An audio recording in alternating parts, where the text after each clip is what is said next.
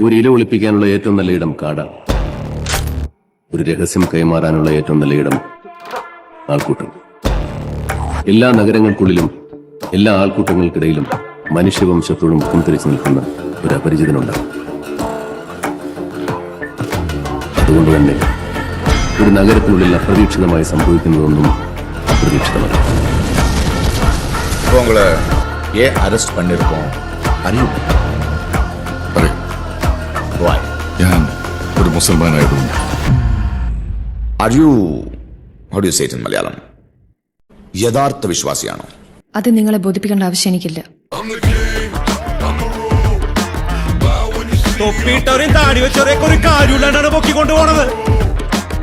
ഒരു മുസൽമാന്റെ നെറ്റിയിലെ നിസ്കാരത്തിനുണ്ടോ പോലീസുകാരുടെ തൊപ്പിനൊന്നും പിടിക്കാനുള്ള റെയിൽവേ സ്റ്റേഷനിലെ ബസ് സ്റ്റാൻഡിലാ ഓരോന്നങ്ങനെ പൊട്ടണം, എന്നാലും മാർക്കൊക്കെ പേടിണ്ടാവുള്ളൂ. എങ്കിൽ പിന്നെ പോലീസ് ഹെഡ്ക്വാർട്ടേഴ്സിൽ തന്നെ അടിക്കാം.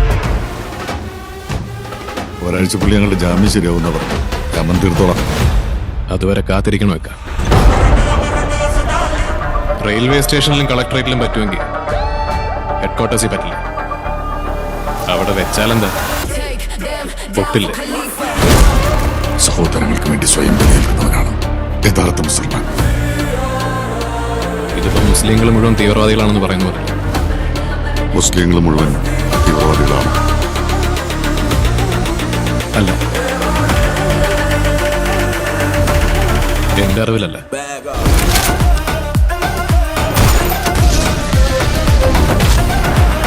ഇവറ്റകളിൽ ഏതെങ്കിലും ഒരെണ്ണം ഏരിയയിൽ എവിടെയെങ്കിലും മണപ്പിച്ച് നടന്നാൽ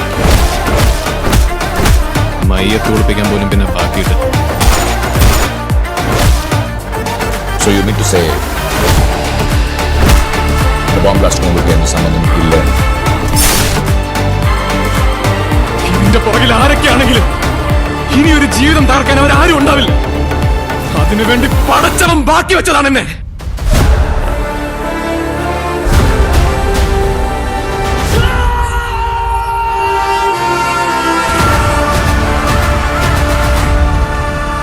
വലൈക്കും അസ്സലാം. അത് രണ്ടാമത് പറയേണ്ടതാണ് സർ. ആദ്യം അസ്സലാമു അലൈക്കും. ഓ, അസ്സലാമു അലൈക്കും. വാലൈക്കും അസ്സലാം.